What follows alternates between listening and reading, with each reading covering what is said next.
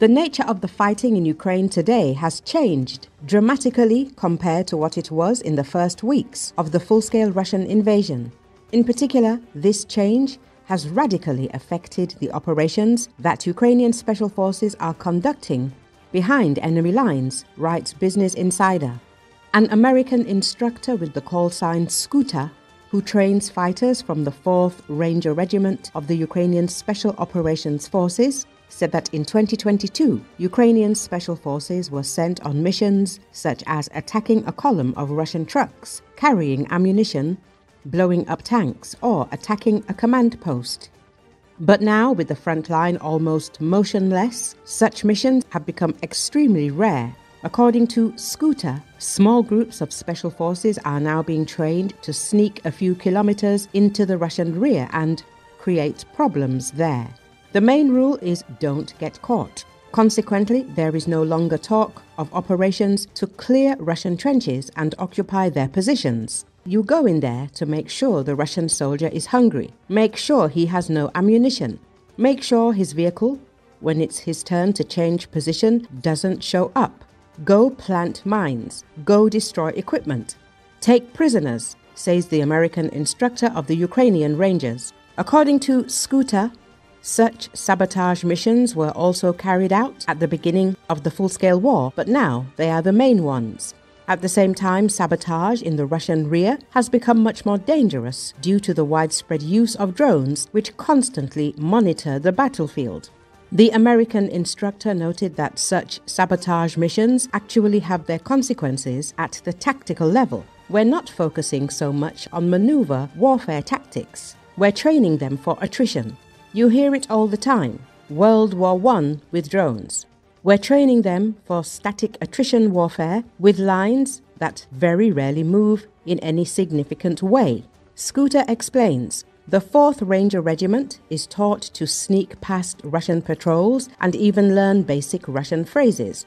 They're trained to be quick because it's dangerous to hang around the enemy's first line, where troops are most alert, for too long.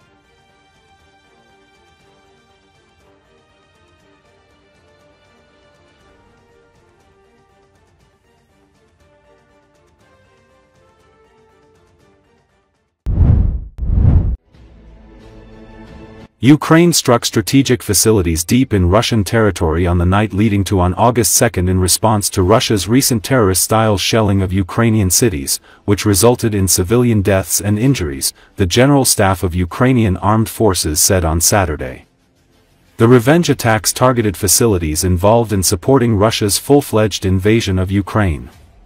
Ukrainian troops hit the oil refinery in Ryazan, Novokuybyshchev oil refinery in Samara region, and Anna Neftprodukt fuel depot in Voronezh region. Another target was Elektropriber company in Penza region involved in production of secure telecommunication systems, cryptographic communication equipment, and circuit boards for military hardware. Multiple explosions and fires were observed at these locations. Further details on the consequences are being clarified. Primorsko-Akhtarsk military airfield in Krasnodar region was also hit. At this military airbase, Ukrainian drones hit storage and launch sites for Iran's Shahed kamikaze drones used in attacks on Ukraine. The attack on the airfield was followed by fire. The operation was conducted jointly by units of Ukraine's Security Service, Special Operations Forces, and the main intelligence directorate, in coordination with the General Staff. Russia has ramped up its deadly attacks on civilian infrastructure in Ukraine. The deadly attack on capital Kyiv this week killed at least 31 people and injured 159 others, including 16 children. Ukrainian President Volodymyr Zelenski called for stronger international sanctions on Russia after the attack.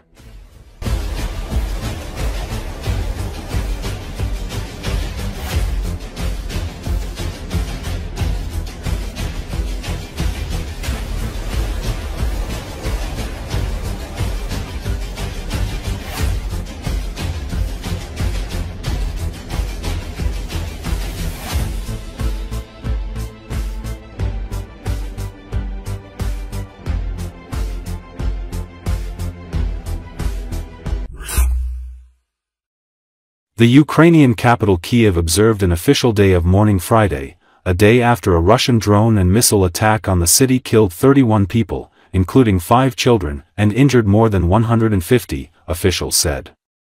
The youngest victim in Thursday's strikes was 2 years old, and 16 of the injured were children, Ukrainian President Volodymyr Zelensky said. It was the highest number of children killed and injured in a single attack on Kyiv since aerial attacks on the city began in October 2022, according to official casualty figures reported by the Associated Press. It was also the deadliest attack on the city since July last year, when 33 were killed. The death toll rose overnight as emergency crews continued to dig through rubble. The Russian barrage demolished a large part of a 9-story residential building in the city, while more than 100 other buildings were damaged, including homes, schools, kindergartens, medical facilities and universities, officials said. Russia has escalated its attacks on Ukrainian cities in recent months, ignoring calls from Western leaders including U.S. President Donald Trump to stop striking civilian areas after more than 3 years of war. The Russian tactic aims to spread terror and wear down public appetite for the war. Russian forces are also pressing on with their grinding war of attrition along the 1,000-kilometer front line, where incremental gains over the past year have come at the cost of thousands of soldiers on both sides.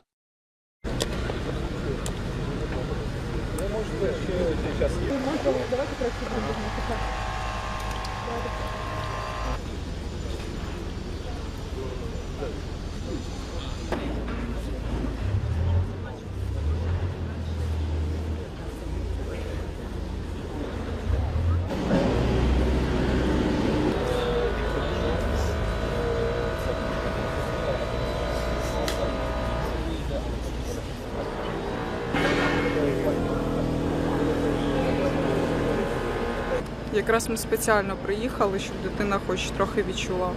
Ми живемо в спокійному районі Києва і саме тому приїхали, щоб щось вони бачили і пам'ятали. Просто дійсно запам'ятали, поділилися цими іграшками своїми і пам'ятали цю трагедію і що з нами роблять.